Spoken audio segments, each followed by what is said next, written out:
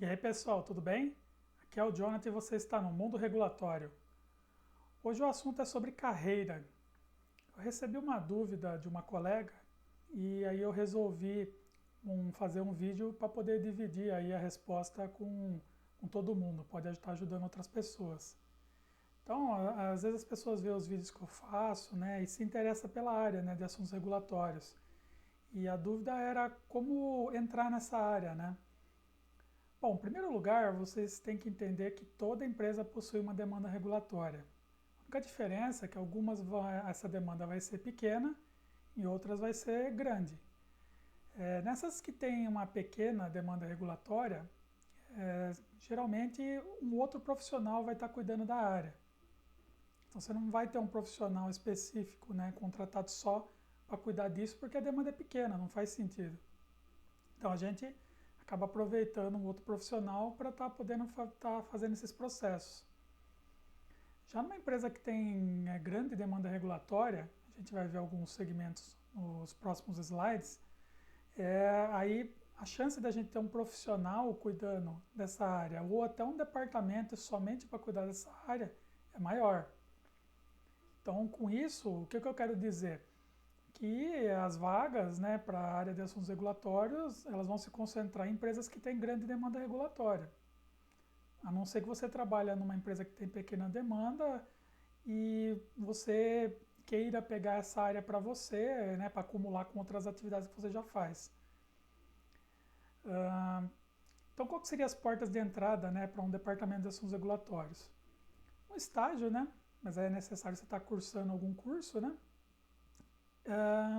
Daí ou os cargos de auxiliar ou analista em assuntos regulatórios. O que eles fazem? No caso do estagiário ou do auxiliar, ele vai estar ajudando na montagem de processos, a manter bancos de dados, em outras atividades menores de apoio ou rotineiras.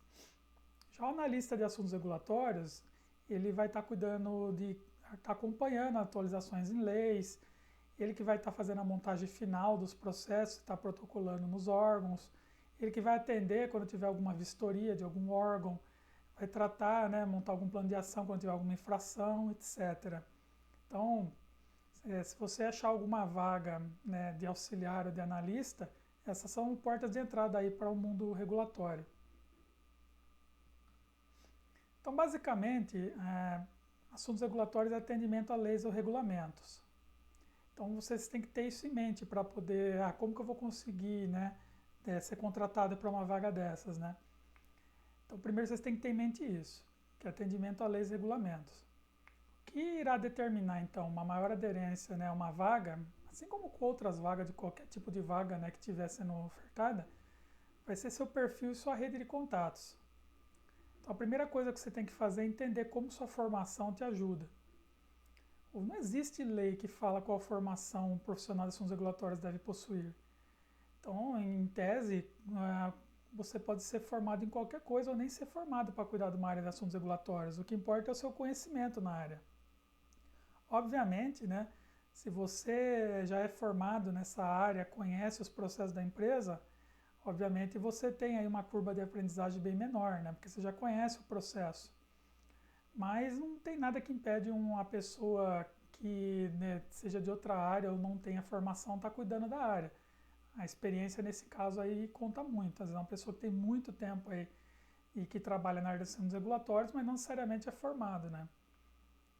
É que nem o caso que acontece também com o pessoal que mexe com sistema de gestão, ou que são gerentes de projetos, né? São profissionais que podem cuidar de qualquer tipo de sistema de gestão, qualquer tipo de projeto. Mas, obviamente, você sendo formado e conhecer os processos te ajuda aí a encurtar a curva de aprendizagem sobre a empresa. A exceção, obviamente, é quando você acumula a função de responsável técnico, né?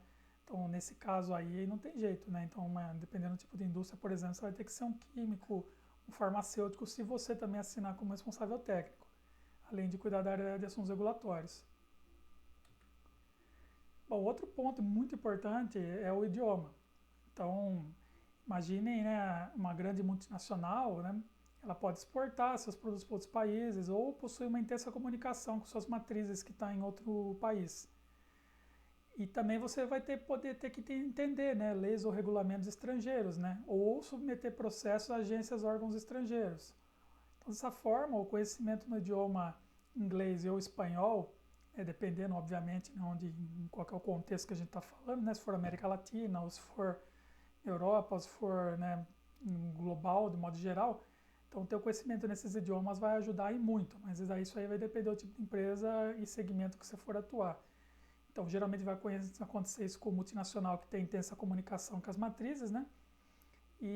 Ou que exportam, né, produtos para outros países, aí você vai ter que entender, né, dessa legislação desse local que você vai estar enviando seu produto.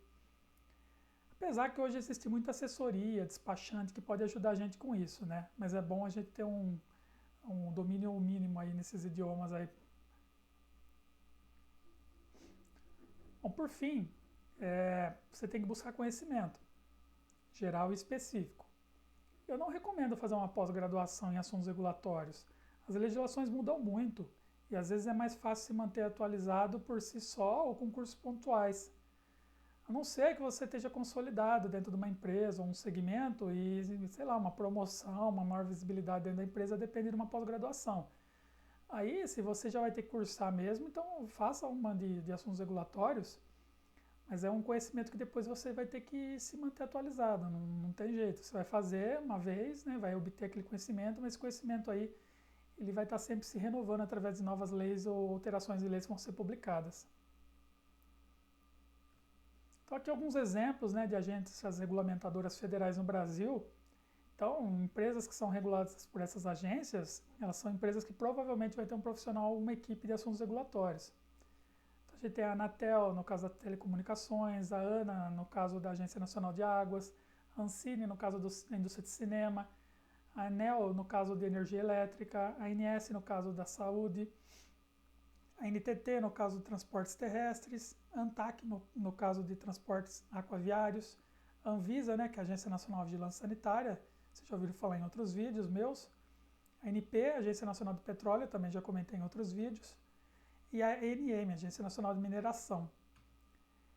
E, por consequência, né, a gente tem alguns segmentos regulados no Brasil, esses são alguns exemplos. O segmento de alimentos, medicamentos, cosméticos, saneantes, são regulados pela Anvisa, de alimentos, além da Anvisa, junto com o Ministério da Agricultura.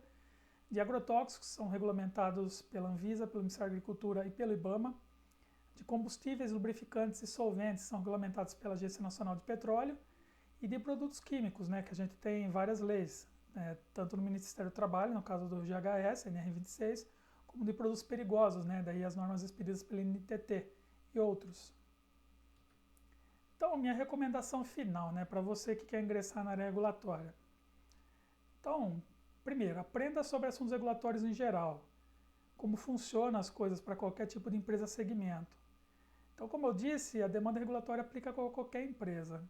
Então, o que só vai aumentar é o tanto que essa demanda tem, se é pouco ou se é bastante. Depois que você aprender como um todo como funciona, escolhe um segmento de atuação que tenha mais a ver com a sua área de formação ou experiência profissional. Então, um químico, por exemplo, ele vai ter mais sucesso por já conhecer os processos e ter facilidade na área de saneantes, na área de cosméticos, de lubrificantes, alimentos, por exemplo. Assim como um farmacêutico vai ter mais facilidade na indústria farmacêutica, um veterinário no regulatório de nutrição animal, por exemplo, enfim. Procure depois conhecimento sobre as principais leis, regulamentos e agências, órgãos que regulam esse segmento. Então, depois que você aprendeu o geral e escolher uma área, você vai se especializar. E você vai começar a ver quais leis, né, e regulamentos que norteiam esse segmento. Então, lógico que você vai ter que fazer pesquisa ou vai ter que fazer algum curso específico, né, para estar aprendendo com outros profissionais que já trilhou esse caminho. Depois que você conhecer essas leis, aí chega na hora na prática, né? Então, você vai ter que procurar conhecimento sobre como montar, protocolar processo nessas agências, órgãos que regulam esses segmentos. Obviamente, né, nos casos que são aplicáveis. Então, tem algumas áreas reguladas que você não precisa fazer o registro do produto ou ter licença, como é o caso, por exemplo, para os perigosos, né? A não ser no caso, obviamente, do veículo e tal, mas o produto em si, você só vai ter que obedecer algumas regras de rotulagem, de documentação, mas você não vai ter que registrar o produto, né? Então, você vai ter que procurar. Quando eu digo procurar conhecimento, eu quero dizer, ou por si só você vai atrás, ou vai contratar algum curso aí, se inscrever em algum curso para estar aprendendo com outras pessoas, né? Então, o que eu aprendi sobre regulatório em geral, daí escolhi uma área e vou me especializar. Aí começo a entender quais são as principais leis e regulamentos, e depois vou aprender na prática como submeter processos, como atender essas legislações. Obviamente pode ter curso que aborda os dois, né? Fala sobre aquele segmento e também como atuar na prática, mas a minha experiência é que é melhor você procurar algo específico. Então a gente já falou do idioma, né? Então dependendo do tipo do tamanho da empresa, você quiser ingressar, você vai precisar. E por último, a gente falou também dos contatos que você tem, então usa suas redes sociais para se conectar com quem trabalha nas empresas e segmentos que você pretende atuar. Então, estou falando do network, né? Então, você está pedindo conexões aí com pessoas que trabalham nessa área. Eu deixei em vermelho aí os passos 1, 3 e 4, que são os passos que eu posso ajudar aí outros profissionais que precisarem.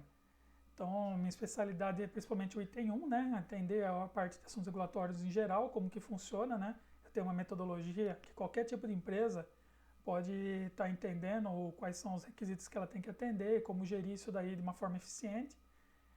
E conheço os segmentos que eu já atuei na minha carreira, né, que é no caso do item 3, conheço assim, as principais leis e regulamentos, inclusive eu gravei um vídeo sobre lubrificantes, eu vou colocar um card, vai estar aparecendo aí em cima do vídeo, e conhecimento sobre como montar, protocolar processos nas agências órgãos que regulam esse segmento, eu também tenho bastante experiência, principalmente com produtos controlados, né, na Polícia Federal, Exército, Polícia Civil do Estado de São Paulo. Então só destaquei aqui, só para caso alguém precisar de alguma ajuda, eu posso estar ajudando. Tanto pontualmente como profissionalmente, eu estou à disposição dos meus colegas. Então é isso, pessoal. Espero que vocês tenham gostado. Se gostou, não esquece de dar um like no vídeo.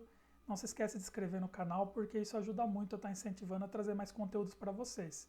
E quem precisar de alguma ajuda com assuntos regulatórios, eu estou à disposição. É só me procurar ali nos contatos. Beleza? Então é isso aí, pessoal, e até a próxima. Tchau, tchau.